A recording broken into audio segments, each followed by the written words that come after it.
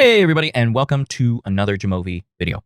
In this video, I kind of want to explore a new module that was released recently to the module Jamovi little marketplace within this app, right? Within the marketplace app, or within the marketplace that looks like it's a marketplace within the app. I don't know what I'm saying. It's the modules button here that opens up everything that we have. So I have to do a disclaimer on this one. This is not a tutorial. This is just an exploration video because I was very intrigued by not only the name of the module, but the description and the quality of options and things. So I don't know what I'm doing in this one. This is just a kind of like maybe a promotional video for no money. I'm just a very curious person, and so I was very intrigued by this. I don't think I'll ever use it in any of my analyses in Jamovi or elsewhere, but maybe you saw it too. So let's go to available. I've installed all of the available ones because I'm a weirdo.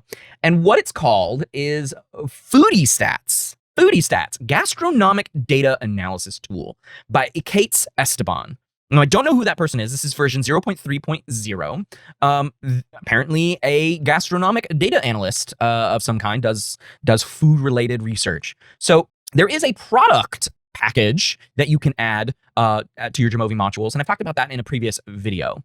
You can take a look at that one. I believe. I don't remember the name of it, so I'm gonna have to scroll on which one it could be. It's the jar, just about right data analysis, and this is for like product, right? This is for like doing product stuff. But FoodieStats here, right, is a dedicated statistical module designed for gastronomy professionals, nutritionists, and high performance athletes. This is what intrigued me, right? Because those are significantly different sets of folks, right? Gastronomy professionals could be any kinds of scientists, right? People who work at food makers, right? Gastronomy professionals, nutritionists who either work for themselves or work for different organizations to make sure that their clientele are eating well, blah, blah, blah, getting the right nutrition. And then high performance athletes, another group altogether who need to know certain information to get the best out of the food they eat, right? This module covers a range of critical aspects in food and beverage product development. So food and beverage product formulation contains experimental design methods used in the creation of food and beverage products and their practical application within the food industry. I have very little experience with any of that, so we'll see what that looks like. Sensory and consumer data integrates methods and tools for in-depth sensory and consumer data analysis, emphasizing measurement scales, sensometrics, and various data collection methods. I wonder if just about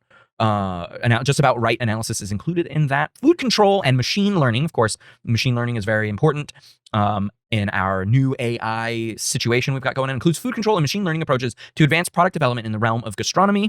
And then food science and nutrition utilizes health-focused analytics to optimize nutritional content. This is quite intriguing. So you go ahead and you click install to add it to your stuff if you're interested in looking at it. And it'll show up in your top bar here, FoodieStats with fork and spoon on a plate, right? So we have three modules or three functions within the module. There we go. Just about right analysis, okay, goes in there. This is different from this jar right here. So be aware of that. Although, let me go back to manage installed.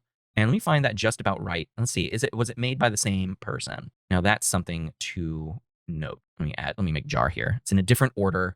Kates Esteban did the just about. Okay, so he did both of them. So I'm gonna imagine that the FoodieStats JAR analysis module here is very similar to this one. We can open up and compare, right? So I did a video on the JAR here, right? Just about, so we've got liking and plots. So let's take a look at the FoodieStats one. Overall liking and plots. Okay, very cool. I wonder if there are was any optimizations in this one. You can go see my video about this. The FoodieStats, of course, will have the same one as the jar, and they will work the same. So I do have a video about that. But let's take a look at these other modules here. Let's take a look at experimental design. Again, I have no idea what this is all about. I'm just very curious about all of these things here. So let's show the description. Introduction to food experimental design. Food experimental design introduces a comprehensive approach to experimental design in food and beverage product formulation. This powerful tool aids gastronomy professionals, nutritionists, and high-performance athletes in creating and optimizing nutritional content for a variety of products. The module specializes in 2K factorial designs, so 2 times whatever value there, for experimental design, particularly beneficial in screening for formulation studies. Okay, factorial designs make a lot of sense. So absence, presence of some kind of food additive or taste or something like that. This includes screening of many ingredients, facilitating efficient experimentation and development on optimization of food and beverage products. How to use it. When using, professionals start by identifying primary sensations and nutritional goals.